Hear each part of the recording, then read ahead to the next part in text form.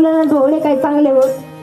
बघा आज माझ्या सरळ सरळ वाचनात विषय गेला. काहींना राखुंडीच खावी वाटते, काहींना काळी मातीच खावी वाटते, काहींना गरम चहाच पिवा वाटतो, काहींना तिखटच खावा वाटतं.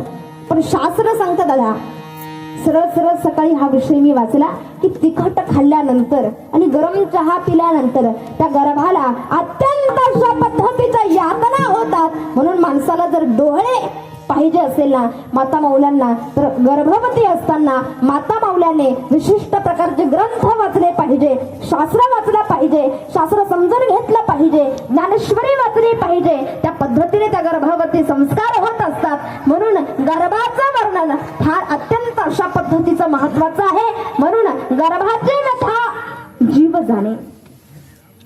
मौलींनी ज्ञानेश्वरीमध्ये वर्णन केलं, नेनती माता आणि पिता तेथे नाही कोणी सोडविता गर्भीची व्यथा, जीवीची व्यथा जीव जाणे. सरळ सरळ सकाळी ओवी वाचली, त्या ओवीमध्ये वर्णन आहे बाबा, त्या ठिकाणी एक कोणीही सोडू शकत नाही. जीवीची व्यथा जीव जाणे. जीवाचं दुःख हे जीवाला माहित असतं. म्हणून गर्भातलं दुःख हे गर्भाला माहित आहे. ठीक आहे, हे तर झालं गर्भातलं दुःख. गर्भातून बाहेर येताना सुद्धा एक प्रमाण आहे. मदलासा प्रकरण वाचा. मदलासा प्रकरणामध्ये वर्णन आहे. मदलासा बाळाला उपदेश करते काय, नवमास कष्टाला से 10व्याने प्रसूत झाली, एकाची कर्म जाडा तुझी मान अडकली, आकांत तू ते जननी दुःखे धाय मोकरी, स्मरण हरे हरा जय श्री कृष्ण माऊली, पर्यदे मदलासा तो हम दो गोरे बाळा. कुठला वर्णन आहे, गर्भाच्या बाहेर येत असताना. म्हणजे बघा गर्भात तर दुःख आहे, यात नवल नाही, यात शंका नाही, आश्चर्यचकित नाही. पण गर्भातून बाहेर येताना सुद्धा मदलासा सांगते, जर बाळाचं पूर्वजन्मीचं पाप आलं तर त्याला सुद्धा त्याचा गर्भ मान गर्भात अडकते. म्हणजे गर्भातून बाहेर येण्याचं सुद्धा दुःख. ठीक आहे, बालपणात किती दुःख, बालपणात तर अफाट दुःख आहे महाराज. आई स्वयंपाक कामामध्ये मग्न असते. स्वयंपाक काम करत असताना अगोदर तिच्या अंगाला घाम आलेला असतो. आणि घाम आलेला असताना अशा अवस्थेमध्ये जर बाळ रडायला लागलं तर अगोदरच वाई लागलेली असते. पळत येते, पळत पळत येते, बाळाला मांडीवरती घेते आणि मांडीवरती घेतल्यानंतर ते रडायला सुरुवात करतं. अंगाला घाम आलेला असल्यामुळे त्याला बाळ जे आईचं दूध आहे ते कसं लागतं, खारट अशा पद्धतीचं लागतं.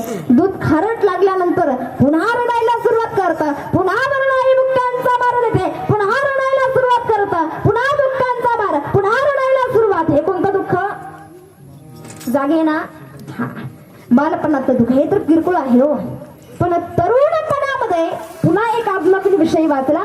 तरुणपणामध्ये किती दुःख, योग्य वेळी योग्य विषयी उपभोगायला मिळाला नाही की माणूस दुःखी होतो. चला पुढे, अजून 3 प्रकारचं दुःख आज वाचनात गेलं. 3 प्रकारचं दुःख कोणतं, तरुणपणामध्ये आध्यात्मिक, अधिभौतिक आणि अधिदैविक असं 3 प्रकारचं दुःख माणसाला तरुणपणामध्ये भोगावं लागतं. ठीक आहे ताई, तरुणपणातलं दुःख अफाट आहे, अफाट आहे. तरुणपणातलं दुःख सांगण्याचा एवढा अधिकार नाही. अफाट अशा पद्धतीचं दुःख तरुण वयामध्ये सहन करावं लागतं, भोगावं लागतं. ठीक आहे, तरुणपणातलं दुःख संपलं म्हणजे दुःख संपलं का नाही. म्हातारपणामध्ये किती दुःख, खोबऱ्याची वाटी झाले असे मुख, अशी अवस्था. खोबऱ्याच्या वाटीसारखं माणसाचं मुख होतं कधी, म्हातारपणात होतं ना. तुम्ही म्हणाल ताई आम्हाला अजिबात नाही, आमची ही तीच अवस्था आहे. कारण माणसाला हे 3 पण कधी सोडत, बालपण, त्यानंतर तरुणपण, पण कधी सोडत, तरुणपण झाल्यानंतर म्हातारपण, म्हातारपण झाल्यानंतर मनाला सरपण.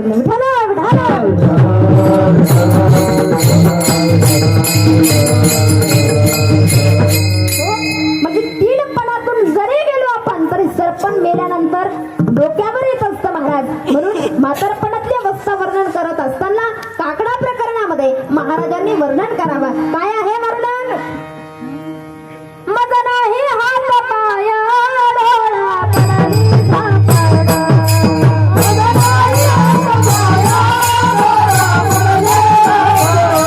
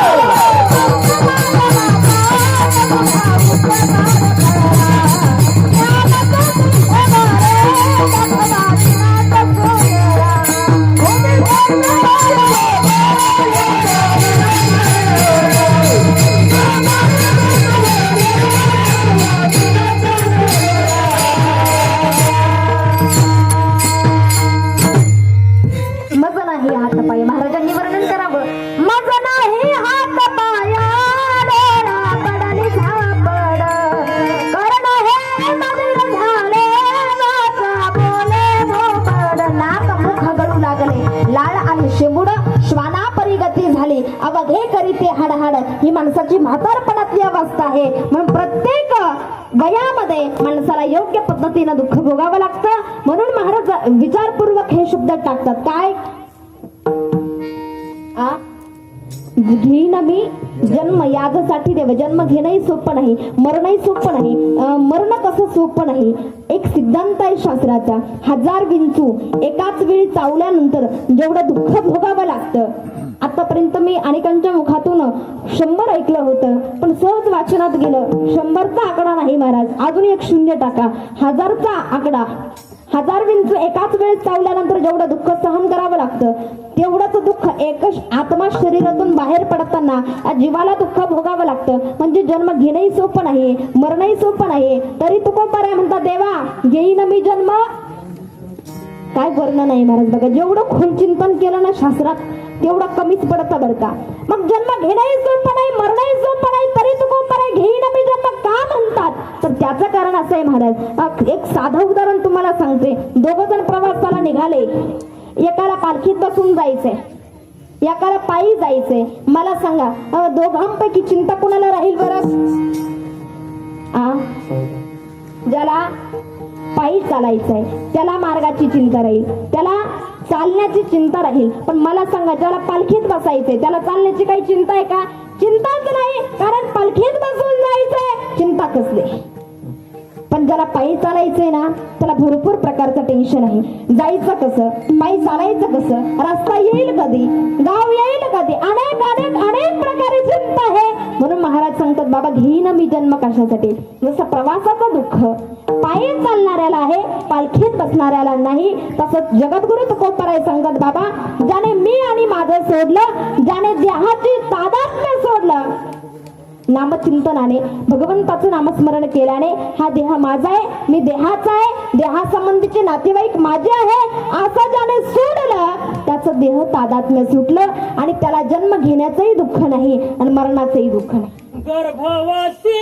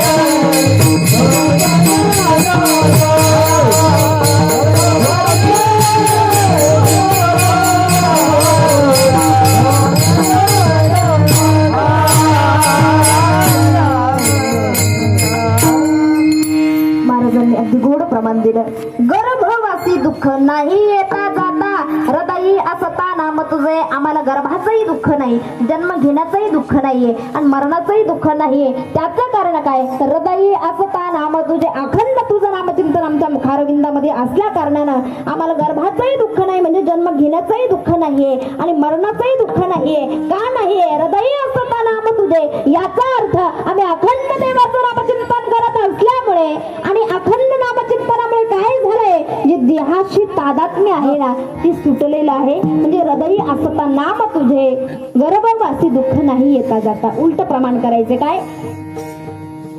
हृदयी असता नाम तुझे, गर्भवासी दुःख नाही येता जाता. हृदयामध्ये तुझं अखंड नामचिंतन असल्यामुळे गर्भवासाचं दुःख आम्हाला कुठल्याच प्रकारचं भोगावं लागत नाही. विठ्ठल विठ्ठल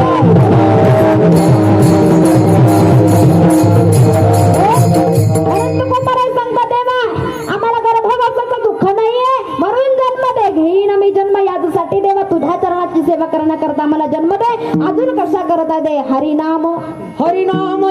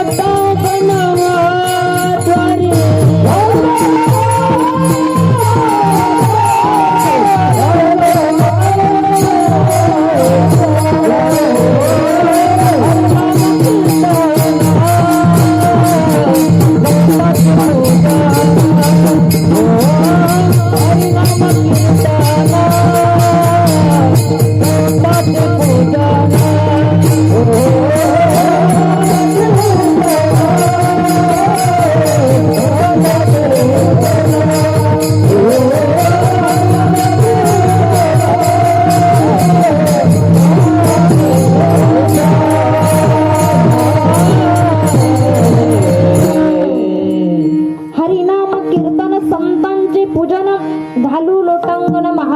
अभंगाच्या दुसऱ्या चरणामध्ये जगद्गुरु तुकोबाराय बोलतात, देवा जर जन्मच द्यायचं असेल तर कशा करता दे. 3 प्रकारच्या सेवा करण्याकरता आम्हाला जन्म दे. अभंगाच्या दुसऱ्या चरणामध्ये जगद्गुरु तुकोबारायांनी 3 प्रकारच्या सेवा सांगितल्या. मग त्या 3 प्रकारच्या सेवा कोणत्या मोजून ठेवा. पहिली सेवा आहे हरिनाम कीर्तन, दुसरी सेवा आहे संतांचं पूजन आणि तिसरी सेवा आहे महाद्वारामध्ये लोटांगण. चला पुढे. हरिनाम कीर्तन सेवा कशा पद्धतीची आहे बघा तुम्ही. आपण जे नामचिंतन करतोय, अखंड देवाचं नामचिंतन करतोय, ही एक सेवा आहे असं समजून माणसाने नामचिंतन केलं पाहिजे बरं का. काय आहे? सेवा आहे. हरिनामाचं चिंतन करणं, भगवंताचं नामचिंतन करणं ही एक प्रकारे सेवा आहे. तुम्ही म्हणाल कसं? काही पुरावा, काही प्रमाण. जगद्गुरु तुकोबारायांचं प्रमाण आहे.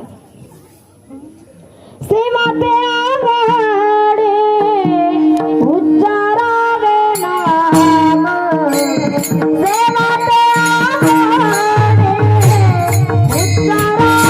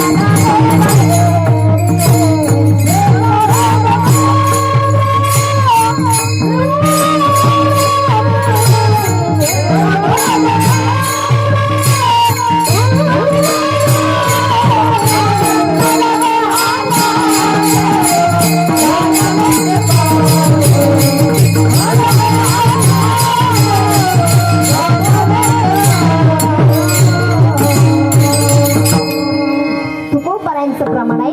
तुकोबाराय सांगतात भगवंताचं नामचिंतन करणं ही एक प्रकारे सेवा आहे. सेवा कशी आहे?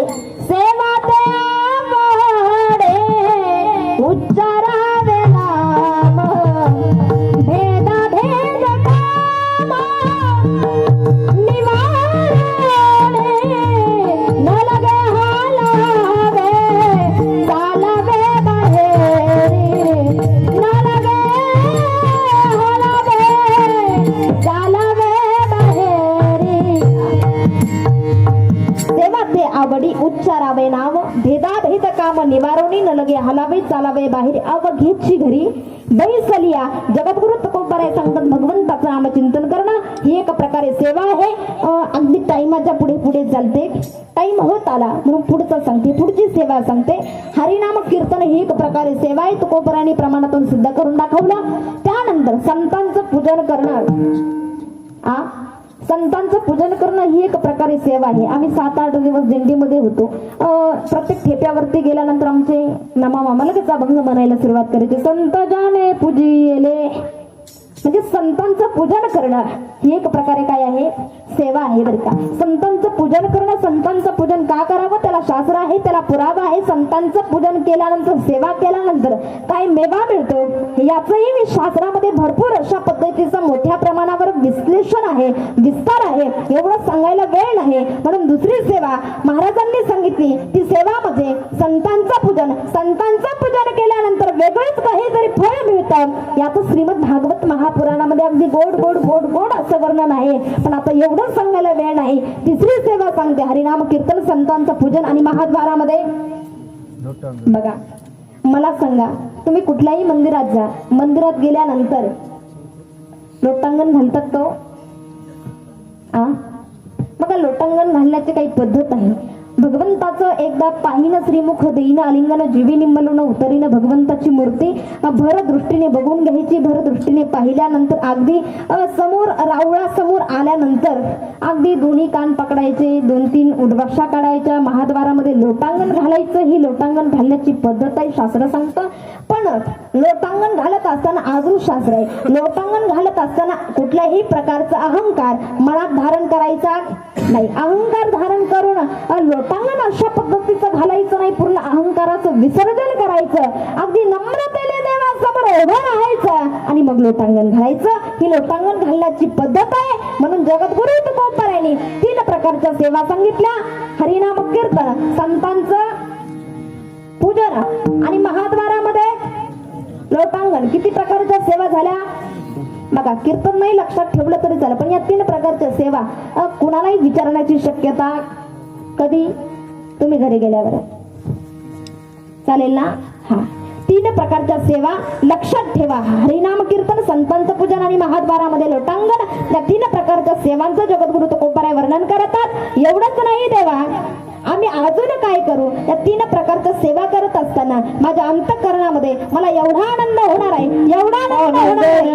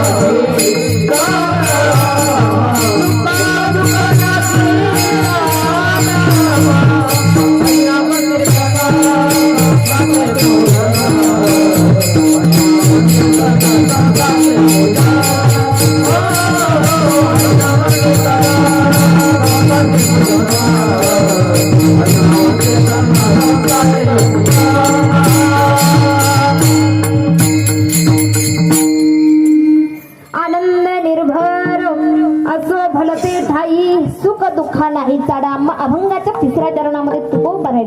दोन महत्वाची पद वापरली. ती पद म्हणजे एक आहे सुख आणि एक आहे दुःख. आपण अनेक अनेक अनेक वर्ष झाली कीर्तन ऐकतोय महाराज. फक्त सुख दुःखाच्या गोष्टी. प्रथमतः अभंगाची प्रस्तावनाच कीर्तनकार सुख आणि दुःखाच्या शब्दातून करताय. काय सुख आणि दुःखाच्या शब्दातून करताय. पण हे सुख काय आहे आणि दुःख काय आहे, सुखाची व्याख्या काय आणि दुःखाची व्याख्या काय, हे आम्ही कळून घेतलं नाही. पण शास्त्राचा सिद्धांत आहे अनुकूल विषयाची प्राप्ती, चांगल्या विषयाची प्राप्ती याला म्हणावं सुख. आणि दुःख कशाला म्हणावं, प्रतिकूल विषयाची ज्यावेळेस जीवनामध्ये प्राप्ती होते त्याला म्हणावं दुःख. या दोन्ही गोष्टीचे ज्यावेळेस आपण सांगड घालतो, तुकोबराने घातली म्हणून हे दोन पद या ठिकाणी वापरले. काय सुख दुःखा नाही चाडा. एवढंच नाही देवा, सर्व पोशिंदा तू आहे, जगाचा पोशिंदा तू आहे, सर्व काही करणारा तू आहे, आम्हाला खाऊ पिऊ घालणारा तू आहे, सकाळी उठवणारा तू आहे, झोपवणारा